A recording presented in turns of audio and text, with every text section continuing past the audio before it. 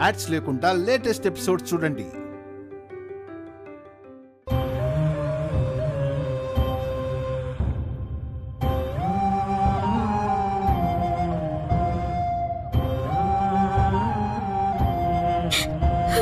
బావా, నా మాట వినిపిస్తుందా? నేను మన చిట్టి తల్లి నీ పక్కనే ఉన్నావు. మాట్లాడకుండా మౌనంగా ఎలా ఉన్నావు బావా? మన బంధం బలమైనదైనా మనం కలిసిన ముహూర్తం బాగోలేనట్టుంది బావా. మన చుట్టూ ఉన్న పరిస్థితులు, మనుషులు మనల్ని విడదీయడానికి ప్రయత్నిస్తూనే ఉన్నాయి. ఎవరు ఎన్ని కుట్రలు చేసినా మనం కలిసే ఉన్నాం బావా. చివరికి ఆ శాపం కూడా మన బంధాన్ని విడదీయలేదు. మనం ముగ్గురం ఒకటి అయినప్పుడు మేముండగా నువ్వొక్కడివే ఎలా వెళ్ళిపోతావు బావా?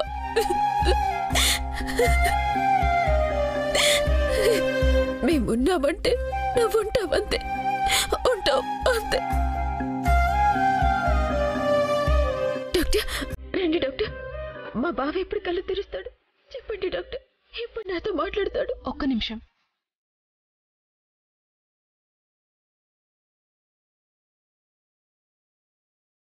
మా బావని ఎలాగైనా కాపాడండి డాక్టర్, మీకు దండం పెడతాను. నీ బాధ చూస్తుంటే మా గుండె తరుక్కుపోతుందమ్మా. కానీ మేమంటూ చేయగలిగిందేమీ లేదు. మేమిప్పుడిచ్చే మందులు కూడా పరిస్థితి మరింత దిగజారకుండా ఉండడం కోసమే. అలా అనొద్దు డాక్టర్ ప్లీజ్. నా బావకి నయమవుతుందని చెప్పండి. అది నీ చేతుల్లోనే ఉందేమోనమ్మా. అవునమ్మా, అసలు నీ భర్త ఉన్న పరిస్థితిలో ఇప్పటి వరకు ప్రాణాలతో ఉండడం కూడా కష్టం. కానీ మీ వాళ్ళు అన్నట్టుగా నీ భర్త చేతితో పాటు ప్రాణాలను కూడా గట్టిగా పట్టుకున్నావేమో.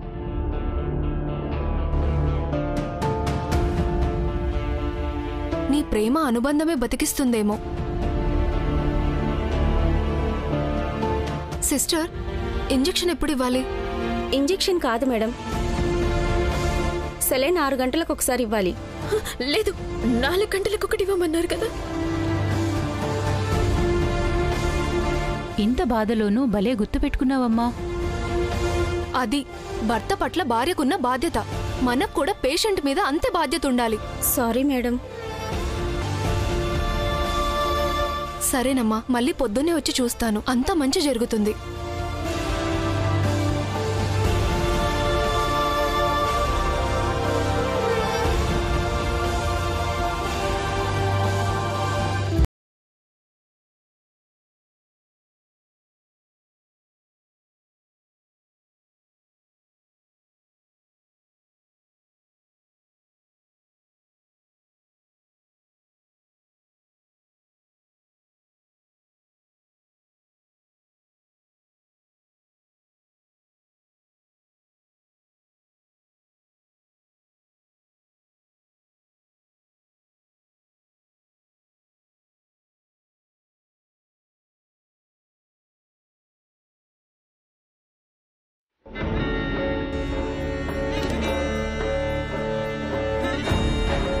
ఇక్కడ ఇంతమంది ఉంటే వాలి ఎలా చేయాల్సింది చేయగలడో, లోపల దాన్ని ఏమార్చడమే తలనొప్పి అనుకుంటే ఇక్కడ ఇంతమంది ఉంటే ఎలా?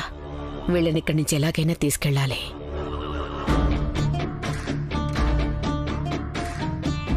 అక్క, అత్తయ్య,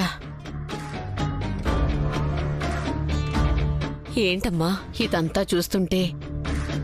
మనం ఇక్కడ ఎంతమంది ఎలా ఉన్నా ఆ దేవుడు దయతలచాలే కాని నిద్రాహారాలు మాని అందరూ ఇక్కడే ఉంటే ఎలా చెప్పండి అత్తయ్య?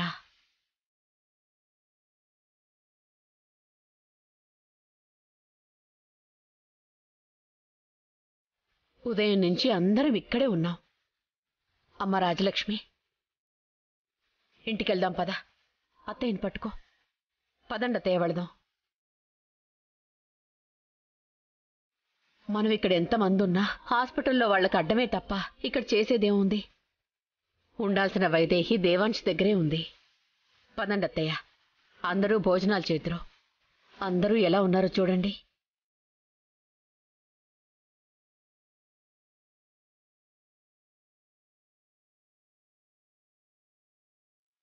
ఊర్మిళ, ఉదయం అనగా వెళ్ళావు, పచ్చి మంచినీళ్ళు కూడా ముట్టలేదు. ఏంటి ఊర్మిళ ఇది? అత్తయ్య, ఇవేవీ సమస్య కాదు. దేవాంశ్ క్షేమంగా ఉండడమే ముఖ్యం. అదేనమ్మా, మనం ఇక్కడుండి చేసేదేమీ లేదు కదా. వీళ్ళందర్నీ చూస్తుంటే నా మనసు బాధతో విలువెల్లాడిపోతుంది. అసలు మీ ఆరోగ్యం స్వాహ, ఒక్క పూటకేమవుతుంది?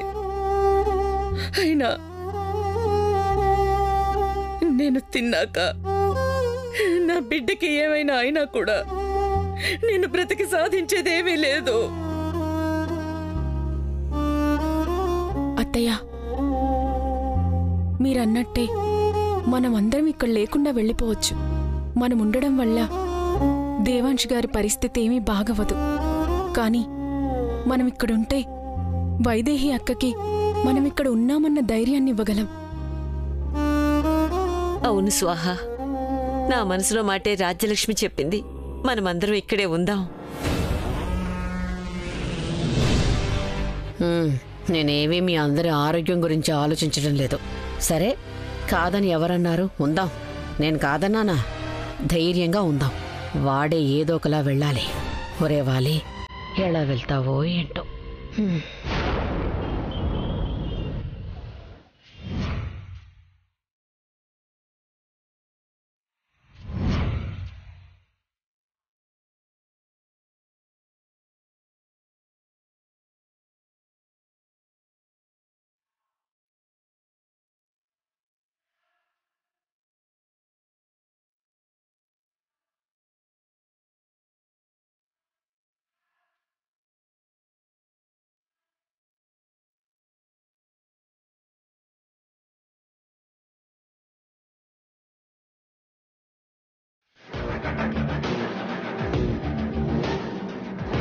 ఇక నిన్నెవ్వరూ కాపాడలేరు దేవాంశ్. ఈ ఇంజెక్షన్తో నువ్వు పైకి పోవడం ఖాయం.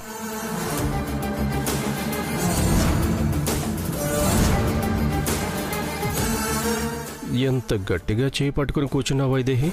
ఇక వదిలేస్తావులే. వదలను అంటే అదే చేయి పట్టుకుని దేవాంశ్తో సతీ సహగమనం చేద్దువు గాని.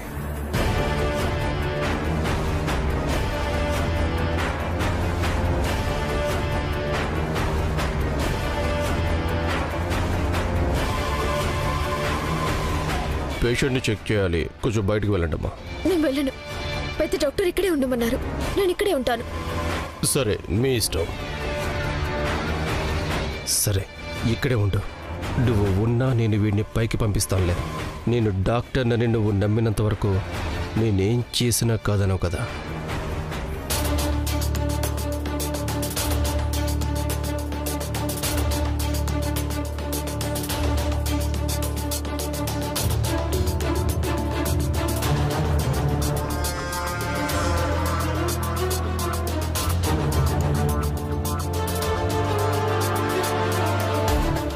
డాక్టర్, ఇంజెక్షన్ ఇస్తున్నాడమ్మా. పెద్ద డాక్టర్ ఇమ్మని చెప్పారు. ఇంజెక్షనా? ఏం చెప్పలేదే. 4 గంటలకు ఒకసారి సెలైన్ మార్చమన్నారు. లేదమ్మా, నాతో చెప్పారు. మీతో ఎప్పుడు చెప్పారు? ఆవిడున్నప్పుడు మీరు లేరు కదా. అదేనమ్మా, ఫోన్ చేసి చెప్పారు. పెద్ద డాక్టర్ వెళ్ళేటప్పుడు అదిగో ఆ కేస్ షీట్ లో ఏదైతే ఉందో అదే వాడమని డ్యూటీ డాక్టర్ కి చెప్పారు. మీరు ఇక్కడికి రానే లేదు, కేస్ షీట్ చూడనే లేదు. బయట నుంచి ఆ ఇంజెక్షన్ తెచ్చి ఎలా ఇస్తారు? అమ్మో, ఈ వైదేహి సామాన్యమైంది కాదు. ఏమా, డాక్టర్ని ఏ పేషెంట్కి ఏమేమి ఇస్తారో నాకు తెలీదా? అందుకే ముందే తెచ్చాను. ఏమో తెలియకపోవచ్చు కదా. పెద్ద డాక్టర్ ఇచ్చింది మీరు తెచ్చింది వేరే అయితే నా బాబు ప్రాణాలకి ప్రమాదం. కావాలంటే సిస్టర్ని పిలిచి అడగండి. Sister, sister, sister. ఇంజెక్షన్ ఇవ్వనిచ్చేలా లేదు. కనీసం ఆక్సిజన్ అయినా ఆఫ్ చేద్దాం. సిస్టర్, సిస్టర్, పెద్ద డాక్టర్ చెప్పింది కాకుండా ఈ డాక్టర్ వేరే ఇంజెక్షన్ ఏదో ఇస్తున్నారు చూడండి. ఈరోజు డ్యూటీ డాక్టర్ సునీల్ గారు కదా, మీరెవరు? ఈరోజు సునీల్ లీవ్లో ఉన్నాడు. పేషెంట్ ఫీవర్ కంట్రోల్ చేయడం కోసం ఇంజెక్షన్ ఇస్తున్నా. ఫీవర్ కంట్రోల్లోనే ఉంది కదా డాక్టర్? అవునా? ఒకవేళ ఫీవర్ వస్తే డాక్టర్కి కాల్ చేయమని ఏ షీట్లో రాశారు. అది చూడకుండా మీరు ఎలా ట్రీట్మెంట్ ఇస్తారు?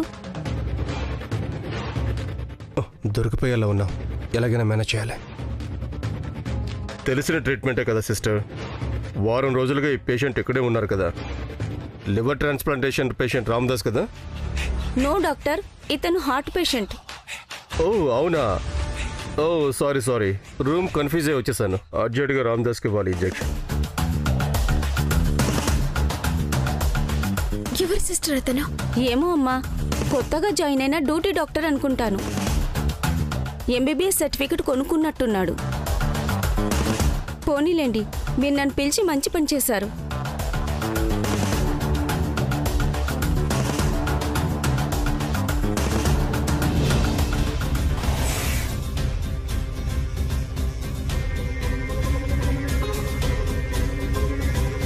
వైదేహిని చంపాలి అనుకుంటే ఆ దేవాంశ్ అడ్డొచ్చాడు. ఇప్పుడు దేవాంశిని చంపాలనుకుంటే ఆ వైదేహి అడ్డుగా నిల్చుంది. ఏం చేద్దాం వాలి? ఆ వైదేహిని చూస్తుంటే ఆ యమధర్మరాజు కూడా దేవాంశ్ ప్రాణాలు తీసుకెళ్లలేడేమో అనిపిస్తుంది చంచల. ఆ వైదేహి బెడ్ పైనున్న దేవాంశ్ చేయి వదలకుండా రక్షకురాలిగా కంటికి రెప్పలా కాస్తుంది. అన్నీ తెలిసిన డాక్టర్లా నేను మాట్లాడుతుంటే తన మాటలు విని నాకు ఏం మాట్లాడాలో కూడా అర్థం కాలేదు. భయంతో ఎక్కడ దొరికిపోతానని బయటకొచ్చేసాను. అక్షరం కూడా రాని దానికి ఇన్ని తెలివితేటలు ఎలా వచ్చాయి? అదే నాకు అర్థం కావడం లేదు. అలాగని వదిలేద్దామా? ఇలాంటి అవకాశం మనకి మళ్ళీ రాదు. ఆ దేవాంశతో పాటు వైదేహిని కూడా చంపేద్దాం. వీలైతే హాస్పిటల్లో లేకుండా రాత్రికి రాత్రే వాళ్ళని హాస్పిటల్ నుంచి తీసుకొచ్చేయాలి. అవును, అందరూ నిద్రపోతున్నప్పుడు వాళ్ళని మాయం చేయడం పెద్ద విషయమేమీ కాదు. చంచల, నీ మనుషులు పిలిపించు. ఈ రాత్రికి వాళ్ళని మాయం చేద్దాం. అలాగే పిలిపిస్తాను. చావు అంచుల వరకు తీసుకొచ్చాం వాలి. వాడు చచ్చాడనే వార్త వినడానికి నువ్వే ఏదో ఒకటి చెయ్యాలి. అలాగే చేస్తా.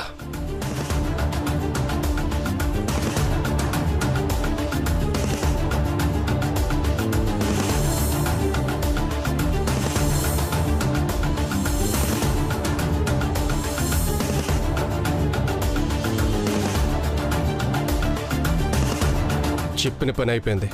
మనం చెప్పినట్టే చేస్తారు.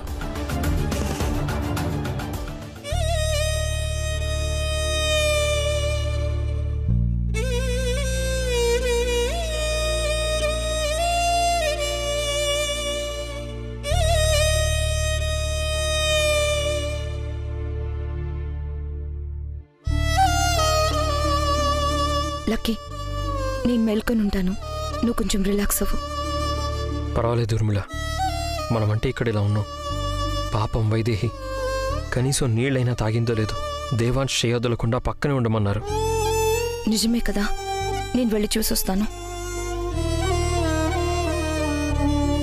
వైదేహి, దేవాంశ్, వైదేహి లేరేంటి? రూమ్ ఏమైనా మార్చారా? Lucky, Lucky, Lucky, Lucky, Lucky, లోపల వైదేహి దేవాంశ్ లేరు. లేకపోవడం ఏంటి ఊర్మిళ? సరిగ్గా చూసావా? లేదు లక్కీ, నేను సరిగ్గానే చూశాను. వేరే రూమ్ కి షిఫ్ట్ చేశారేమో. ఇప్పుడేం చేద్దాం? ఒకసారి నర్సుని పిలిచి అడుగుదాం. నర్స్, నర్స్, ఏమైంది మేడం? లోపల మా వాళ్ళు లేరు.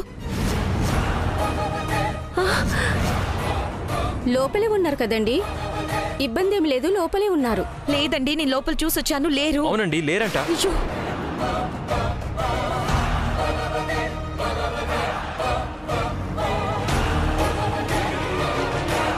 ఏంటి ఊర్మిళ, లోపల లేరా? అత్తయ్య, అదే రూమ్ లోపల దేవాంశ్ వైదేహి లేరు. చూద్దాం పదండి. ఓకే పదండి మేడం. పదండి. ఎక్కడున్నారో చూపించు, చూపించు. కొంచెమైనా రెస్పాన్సిబిలిటీ లేదా? అలానే వదిలేస్తారా పేషెంట్ని? దేవాంశ్, నాన్న దేవాంశ్, మీ డాక్టర్ని పిలువు. Doctor, doctor.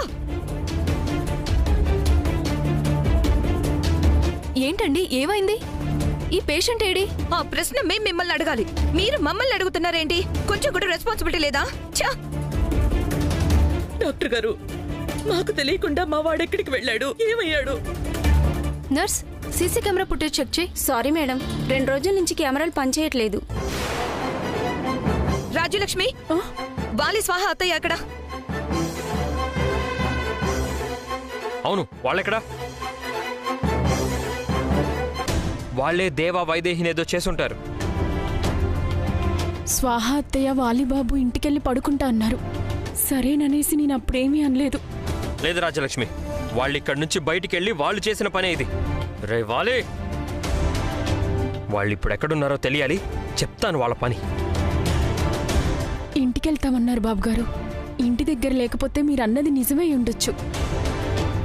ఇంటి దగ్గరున్నా ఎక్కడున్నా దేవాంశ్ వైదేహీలు కనబడట్లేదంటే వాళ్ళు ఆ చెంచలా చేసిన పనే. చెప్తాను. రే వాలి,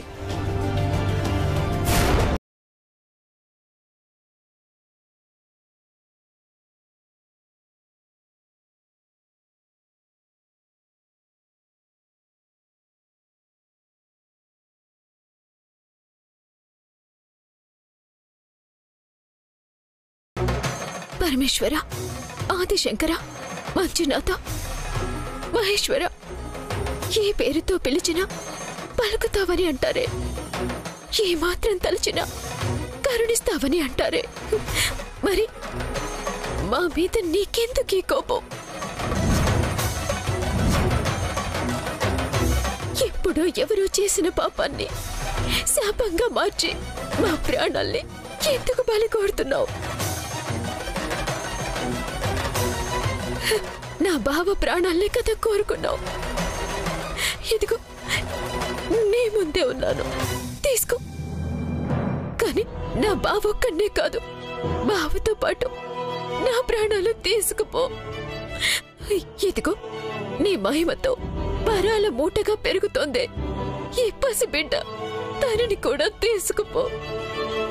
ఆ పాపానికి ఏదే పరిహారం అయితే తీసుకెళ్ళు, తీసుకెళ్ళు స్వామి.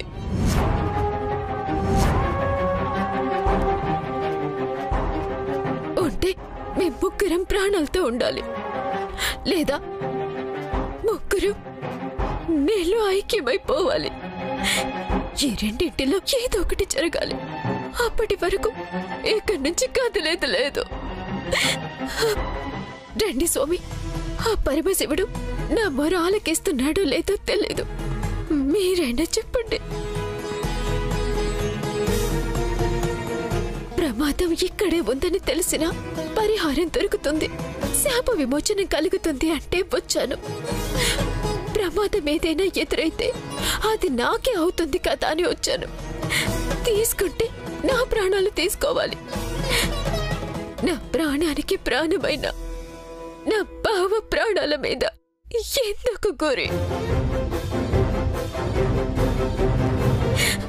మీ మహాదేవుడితో చెప్పండి, నా బావ ప్రాణాల్ని నిలుపుతారా? లేకపోతే మా ముగ్గురు ప్రాణాలు తీసుకోండి, తీసుకోమనండి, తీసుకోమనండి. కానీ పరిహారంగా మిగిలిన కుటుంబ సభ్యులకి శాప విమోచనం కలిగించమని చెప్పండి. హర హర మహాదేవ, శంభో శంకర. శివయ్య పరీక్షిస్తాడు గాని పరిహారంగా ప్రాణాలు తీసుకోడు. మరైతే మా ప్రాణాలతో ఎందుకు చెలగాటమాడుతున్నాడు? అది కర్మ ఫలితం, దైవాధీనంలో ఉండదమ్మా. శివయ్యని ఎంత నిందించినా ఫలితం ఉండదు. అయినా నీకు ముందే చెప్పాను కదా, పౌర్ణమి నాడు ప్రాతకాలాన మృత్యుంజయ హోమం జరగాలని చెప్పాను కదా, జరిగి తీరాలని చెప్పాను కదా. చేస్తాను స్వామి, శాపం పోవటానికి, నా కుటుంబం చల్లగా ఉండటానికి ఏం చేయమన్నా చేస్తాను. ఎలా చేయాలో చెప్పండి. హోమం జరిగినంతసేపు పాతాళ గంగతో పరమశివుడిని అభిషేకిస్తూ ఉండాలి. తప్పకుండా చేస్తాను. కానీ మీరే దగ్గరుండి ఈ హోమం జరిపించండి. చెయ్యాల్సింది నేను కాదమ్మా, ఒక సద్బ్రాహ్మణునిచే మంత్రపఠనం జరగాలి. ఇప్పుడు ఆ సత్బ్రాహ్మణుణ్ణి ఇక్కడి నుంచి తీసుకురావాలి.